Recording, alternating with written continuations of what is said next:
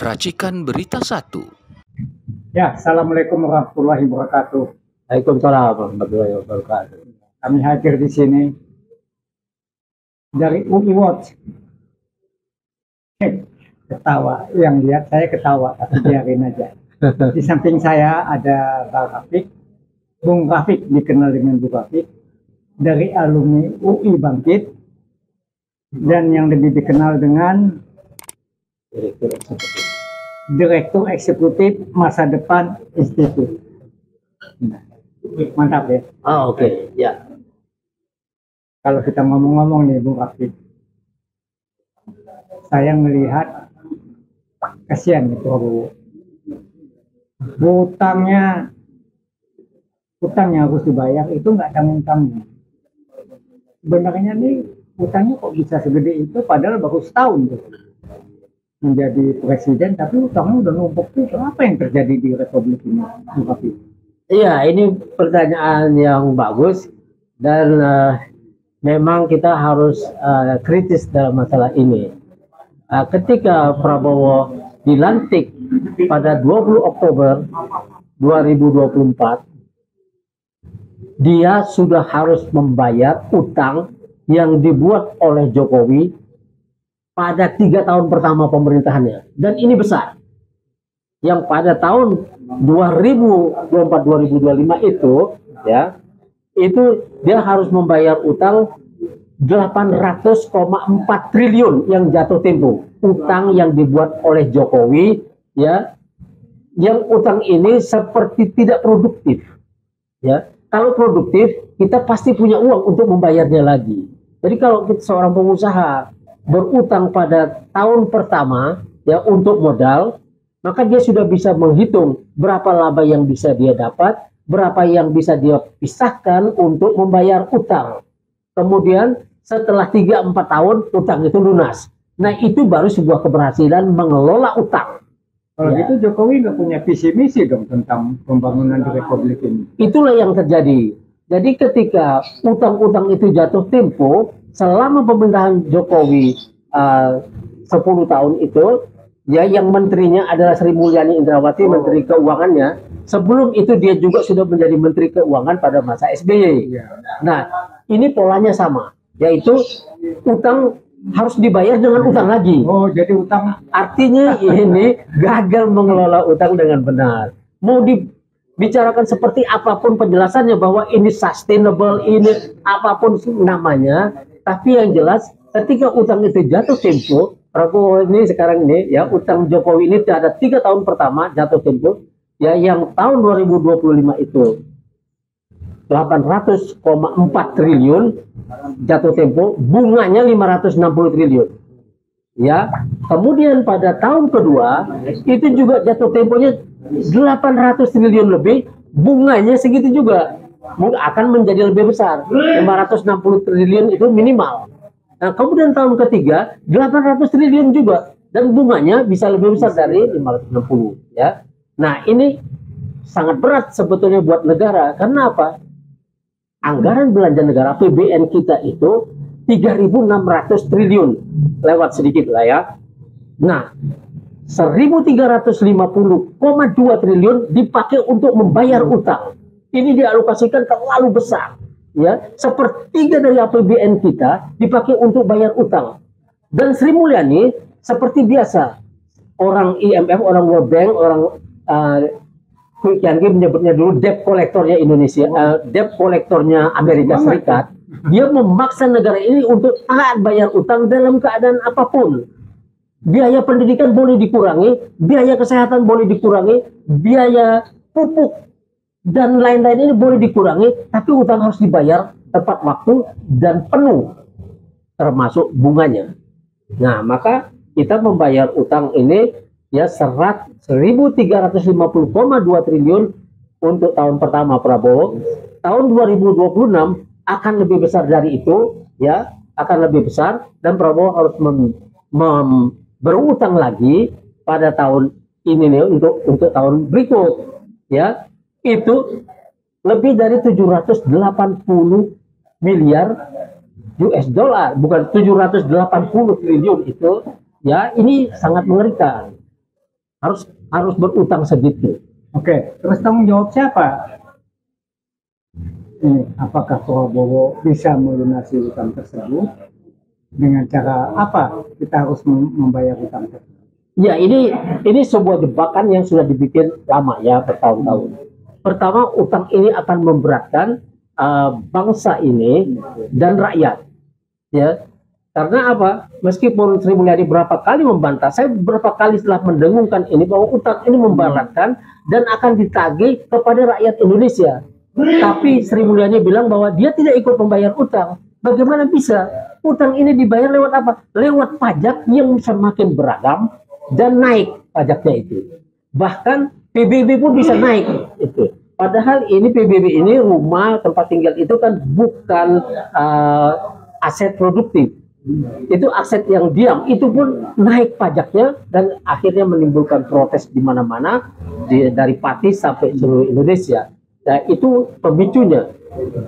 Utang harus dibayar lewat pajak yang semakin beragam, kemudian mengurangi subsidi, maka nanti listrik naik, BBM naik, kemudian pupuk dikurangi, ya, pupuk bersubsidi itu hilang.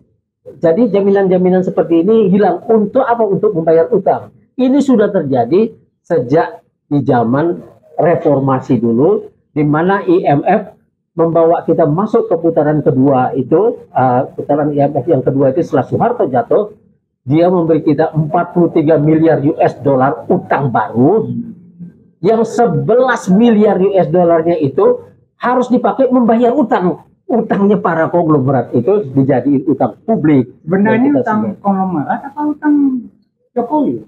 Utang negara, utang konglomerat itu menjadi satu. Dan ini kewajiban, ada kewajiban ya. Ini jebakannya.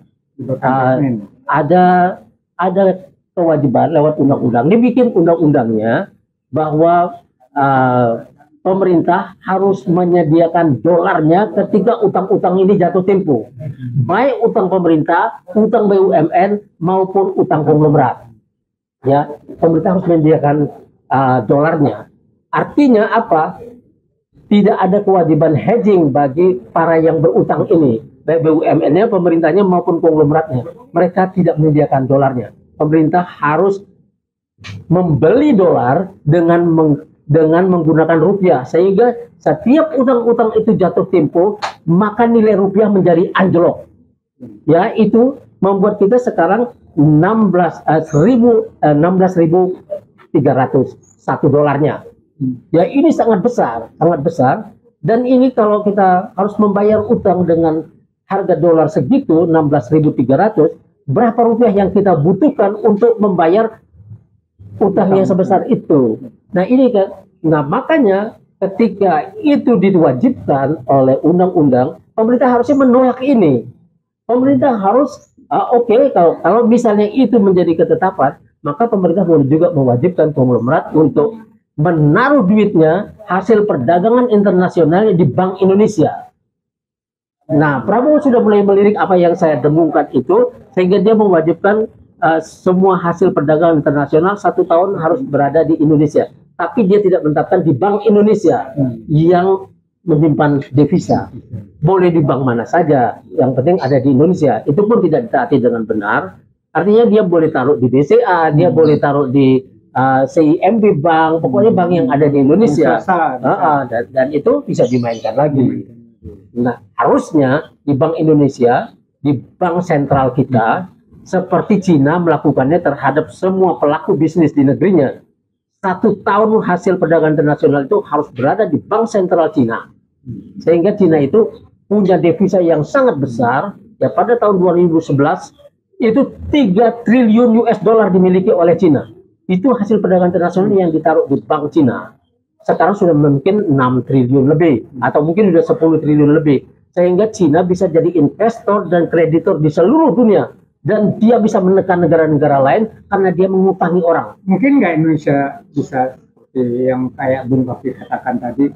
Itu mungkin saja kalau Prabowo menetapkan seperti yang saya bilang itu. Pertama, dia menetapkan hasil perdagangan internasional itu harus ditaruh di Bank Indonesia 1 tahun minimal. tahun 2023 kita ingat ada hasil perdagangan internasional surplus, ya, 234 miliar US dollar surplus. Nah, surplus ini tidak ada di Bank Indonesia. Devisa kita waktu itu 130 sampai 150 miliar US dollar. Kita taruhlah 150 miliar US dollar. Kalau ada tambahan dari itu 234 miliar dolar, maka kita memiliki ya 374 US dollar. Itu sudah mendekati 400. Kalau semua hasil perdagangan internasional itu ditaruh di Bank Indonesia, maka mungkin kita akan memiliki 800 miliar US dollar. Dan kalau ini bisa berjalan 5 tahun, maka kita akan memiliki sampai ya 3.000 sampai 5.000 3 sampai 5 triliun US dollar. Kita akan punya itu. Kalau kita punya segini, harga dolar akan turun terhadap rupiah, mungkin jadi tinggal 3.000, tinggal 4.000. Kalau ini turun nilai dolar ini, maka utang kita otomatis turun tanpa kita membayarnya. Karena nilainya terhadap rupiah menjadi lebih ringan kita menghadapinya. Oke, Bung Rafiq. Kalau kita nggak bisa bayar utang itu, ada sanksinya nggak buat negara atau dampaknya buat bangsa kita? Ada sanksinya. Waktu krisis kan kita sudah mengalaminya, di mana perusahaan-perusahaan kita beralih tangan ke asing, disita. Sama seperti para rentenir di dalam negeri ini menyita TV orang, menyita ini sama itu, sama rentenir di seluruh dunia sama, lintah darat harus dihadapi walaupun dia uangnya yang datang ini kan, tapi dia tetap lintah darat. Tapi kita kasih dia nama sebagai apa, negara donor, padahal ini negara lintah sebetulnya. Harus dinamakan itu supaya dia malu gitu, seolah-olah membantu tapi sebetulnya aku pinjemin kau tapi jaminannya ini kalau anda bisa bayar, aku ambil. Ada isu nih Bung Rafiq, di samping utang yang tersurat, ada juga yang tersirat yang dilakukan Jokowi. Nah ini, apakah nanti itu kalau memang ada utang tersirat itu, apakah bangsa kita yang tanggung jawab, atau hanya pribadinya Jokowi? Apa yang bisa ada kejadian dalam sejarah Amerika ya, di Amerika. Itu disebut odious debt. Odious debt itu artinya utang najis, utang yang tidak dipakai untuk membangun, ya, yang diam-diam. Nah, Amerika menolak membayar itu kepada Spanyol, dan seluruh negara di dunia mendukung itu. Jadi kalau nanti ada yang seperti itu, ada utang yang tidak diketahui, ternyata Jokowi melakukannya, maka bisa dipertanggungjawabkan oleh Jokowi sendiri. Tapi ini harus dibuat undang-undangnya, bahwa kita cuma menanggung utang yang jelas, peruntukannya juga jelas. Tapi kalau utang yang najis enggak, gitu loh, tidak boleh. Nah itu satu. Tapi yang kedua ya, dalam urusan utang ini, selain urusan harus menaruh uangnya di situ di Bank Indonesia supaya kita pada saat jatuh tempo kita tidak mencari itu lagi, sudah ada duitnya di Bank Indonesia, tidak perlu mengguyurnya dengan rupiah. Yang kedua, itu juga kita bisa menjadi investor dan kreditor di seluruh dunia seperti Cina itu. Baru kita punya harga diri, kita bisa menekan negara lain, bisa menekan orang-orang yang berutang sama kita, negara-negara itu. Tapi sekarang kita ditekan oleh seluruh dunia karena utangnya banyak ini, yang banyak. Nah kemudian selain itu harus menaruh uangnya di sana, kemudian pemerintah juga harus tegas kepada, ini kan cara menundukkan ya, cara menundukkan dolar ya, supaya tidak terlalu gede itu dengan devisa yang besar. Ya. Sekarang kita devisanya sangat kecil dibanding dengan utang, dan kemudian kita menambah devisa dengan utang, artinya harus dibayar lagi itu kalau utang kan. Kita harus menyimpan devisa dengan utang. Ya, harus membayar, harus memiliki devisa dari hasil kerja kita, dari hasil ekspor kita. Ini baru namanya devisa. Kalau yang sekarang main-main itu. Nah yang kedua, itu konglomerat bisa ditundukkan dengan cara ini. Kalau mereka tidak mau tunduk, silakan tinggalkan tempat ini. Negeri ini boleh ditinggalkan dan tangkap dulu. Kalau tidak dibawa pengadilan ya, Prabowo jangan mengharap dia dengan ikhlas orang-orang ini yang punya prinsip, dengan modal sekecil-kecilnya bisa mendapat keuntungan sebesar-besarnya. Bila perlu gratis, Nah, inilah yang terjadi di Indonesia. Maka Prabowo diminta untuk menundukkan konglomerat dengan cara ini. Begitu. Waktu sudah habis. Oke. Rafiq, ya. Nanti kita sambung lagi. Terima kasih atas saran-saran Bu Rafiq. Ya. Semoga apa yang telah kami bicarakan di sini memberikan pencerahan buat kita semua. Saya rasa demikian. Kejujuran, keadilan, dan kebenaran. Kebenaran. Sampai ketemu lagi. Waalaikumsalam.